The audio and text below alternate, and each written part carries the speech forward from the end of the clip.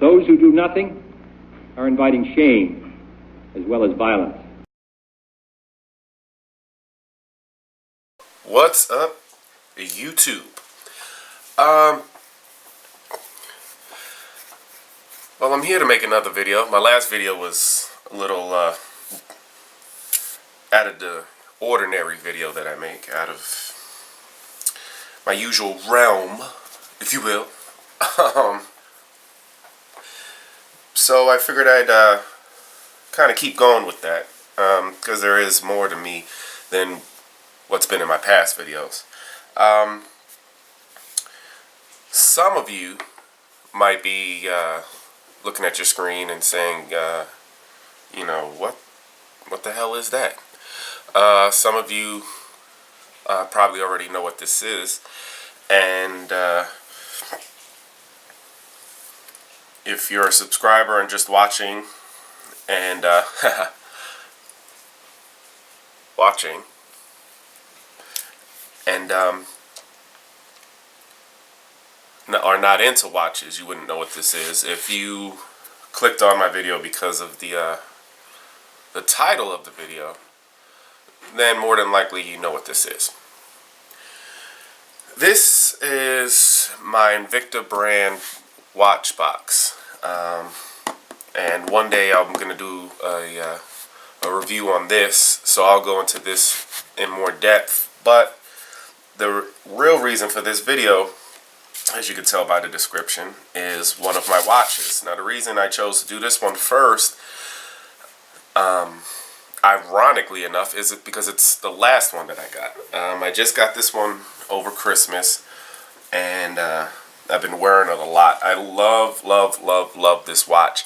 Now, before I go any further, I really want to let you guys know, especially for the experts and, you know, the people that are really proficient in watches and watchmaking and collecting and all that, I am by no means, not even close to being an expert or highly proficient in watches. I know the bare bones basics on watches, but I do know what I like. So please, if you're heavy into watches, I make a mistake, correct me. I don't have a problem with that in the comments or whatever.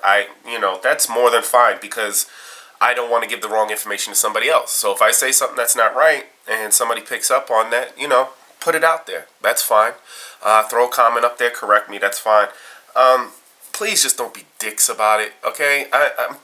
Like I said, I'm really putting this out there. I don't know a ton about watches. I'm not an expert. I just know what I like. And sometimes that's what people do. There's just something that speaks to them, and they run with it. I've always liked watches. They've always fascinated me. And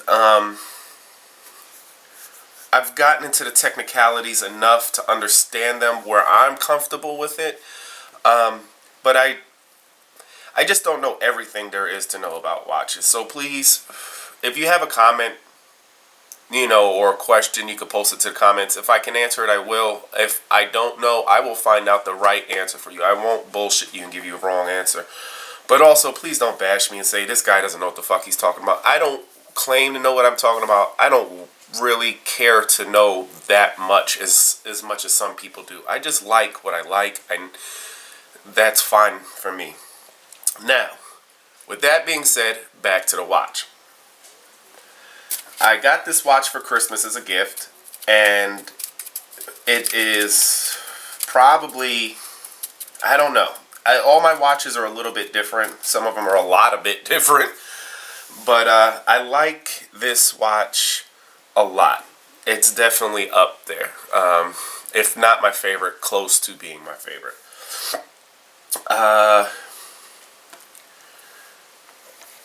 For people that don't know, there's 3 basic movements for watches.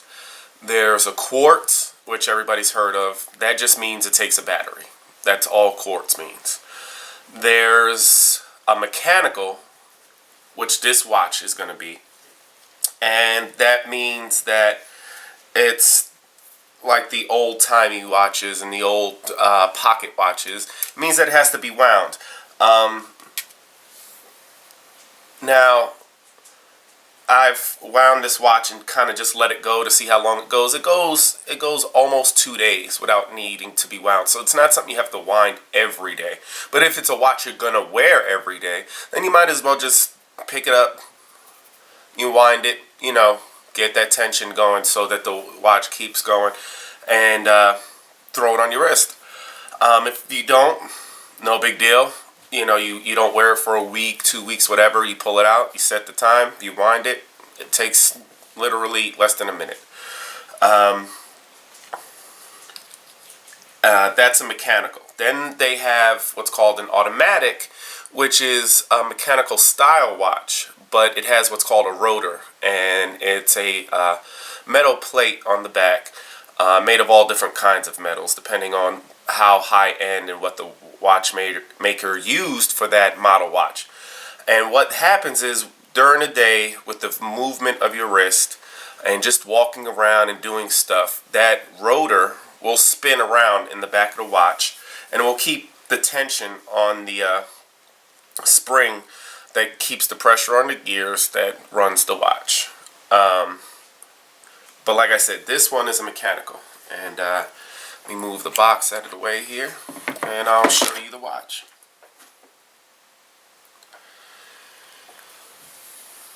And gotta excuse me, I'm doing this backwards, so. But this is the watch. This watch here is an Invicta brand watch. It's made by a company called Invicta. They're not extremely high-end by any means. They do have some very high-end watches.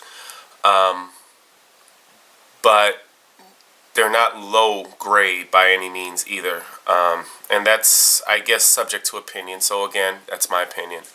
I like their styling. I like the fact that they make a lot of big face watches like this.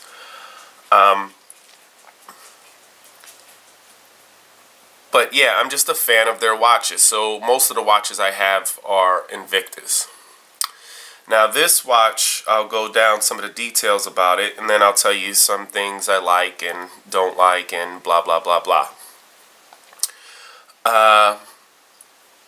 This watch is an Invicta watch. I don't know if the camera will pick it up or not, but you can kind of see an old-timey dive helmet right there.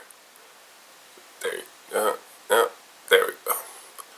Right there on the glass, or the crystal, as I should say, and underneath it the word Invicta.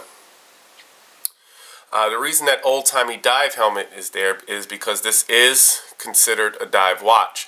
Now, to be considered a dive watch, you have to be water resistant to a certain depth, and you have to be fully sealed and contained by gaskets and air pressure.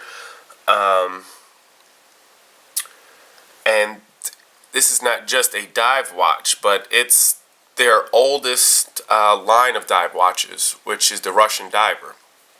And this one happens to be I believe, give me 2 seconds, because the light is bad in here.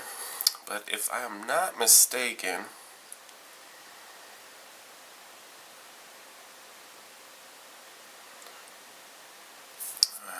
where is it? Come on. Yeah, they started the line of Russian divers in 1959. This watch here is a 50th anniversary special edition Russian Diver, which means it came out in 2009.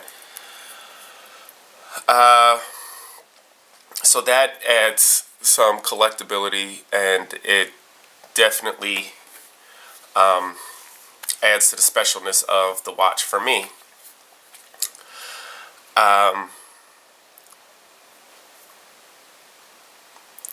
Two different types of bands that watches will have is either what's called a bracelet, which is, a matter of fact, I'll show you.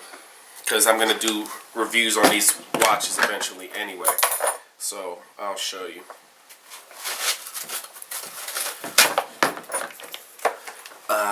Here's another Invicta of mine. This is what they consider a bracelet style band. And all that means is it's enclosed. You have to slip it over your wrist and fasten it in some way, shape, or form. This is what they call a strap. Now, this strap is made of silicone. It's not rubber. It's not polyurethane. It's silicone. So it's softer. It's more breathable. It's very pliable. It will continue to hold its shape no matter what kind of stresses you put it under. And it always goes right back. It is all surgical stainless steel. It does have stainless steel bolster inserts in the strap. Stainless steel buckle that has, and I seriously doubt the camera will pick this one up, but if I can catch the light real quick, hold on. I know how I might be able to work this out better.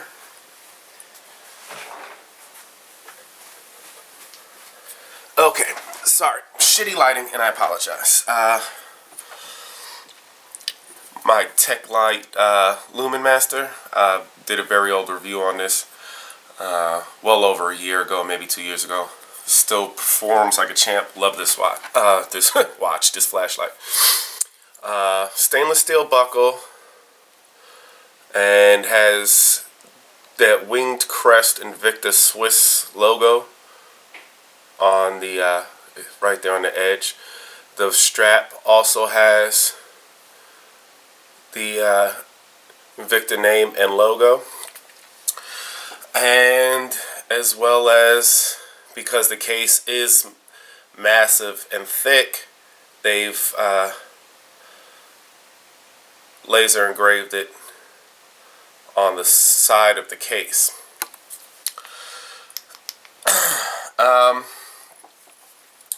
This watch, because it is a diver watch, has a canteen style case, and what that means is if you turn it this way, it looks like a canteen with this large, oversized crown protector.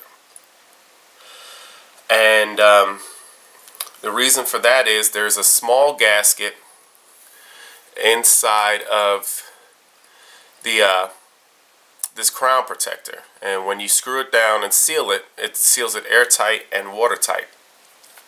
And you also notice a small safety chain, and that's so you don't take this off, put it down, and lose it somewhere, or accidentally comes off and you lose it.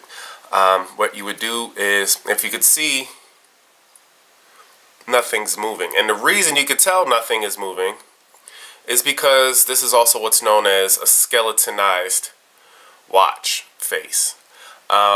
There's no main face to the watch with just numbers and hour markers and logos and blah blah blah. They've actually removed that so you can see straight into the watch and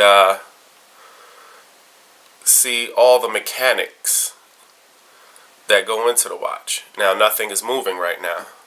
So what I will do is I will unscrew this, let it hang. Now what you do is you turn it. Now if you look right here, I'm so sorry, I suck at doing camera work upside down. This right here, this big wheel thing right here at the bottom, if you look, it's moving. That's called the mainspring.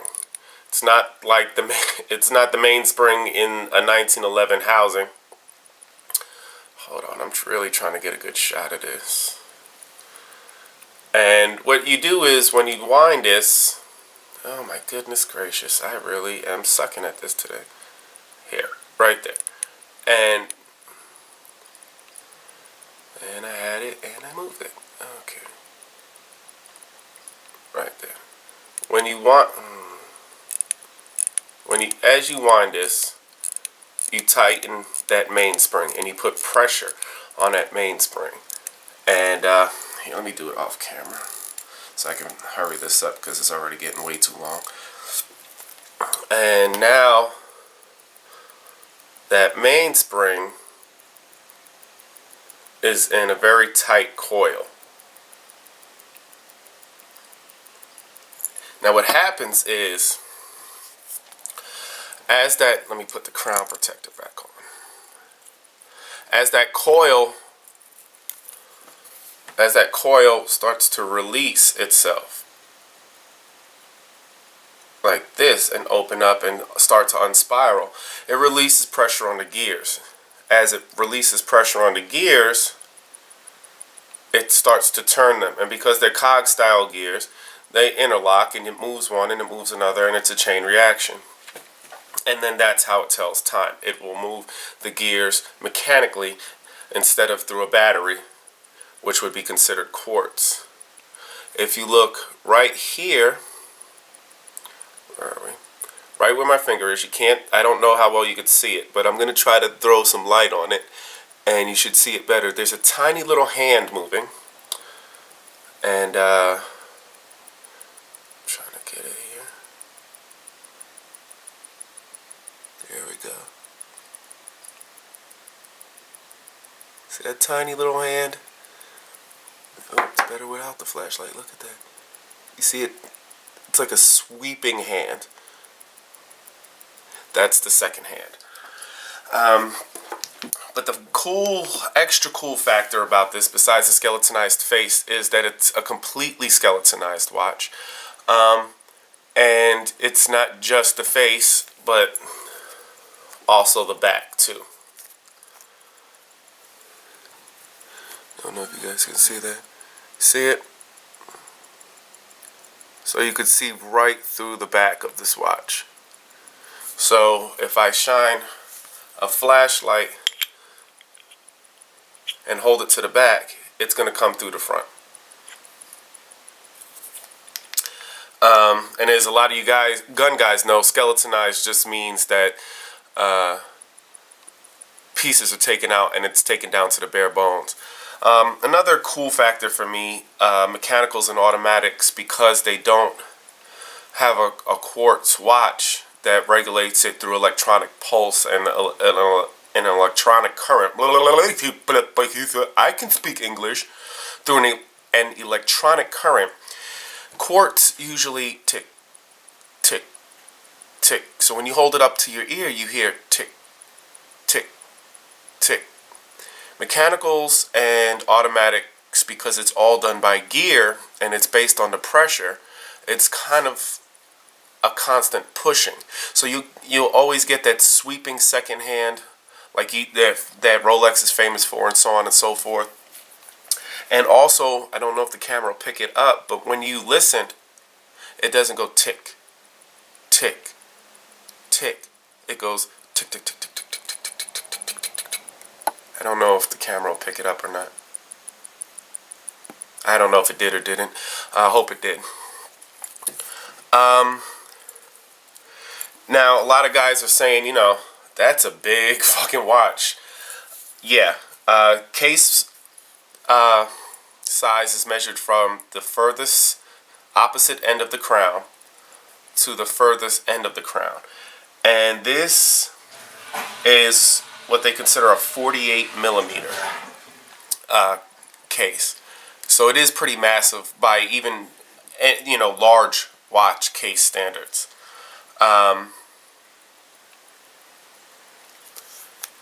By far one of my favorite watches. Unbelievable.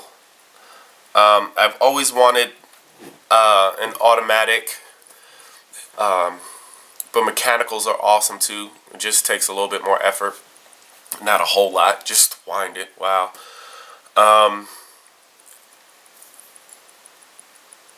But this has got to be one of the nicest watches I own. It's one of my favorite watches I own. And like I said, it's the newest. The next video I do on watches will probably be the oldest watch I own. And that has some cool factor within itself.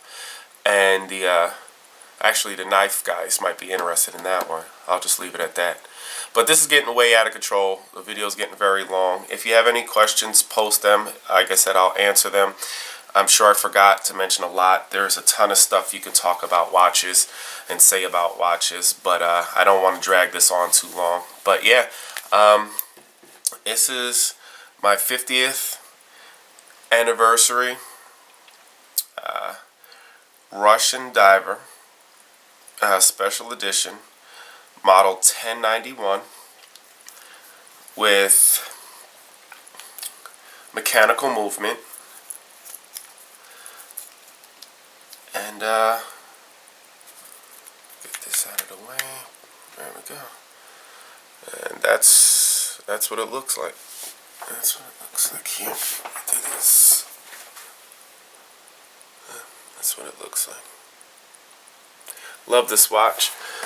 So thanks for watching this video. And like I said, I got some things in the work for some rifles. I definitely have more watch reviews. I got that watch box review I'm going to do, so stay tuned. If you haven't subscribed, subscribe. And spread the word. Tell a friend. Alright guys, thanks a lot.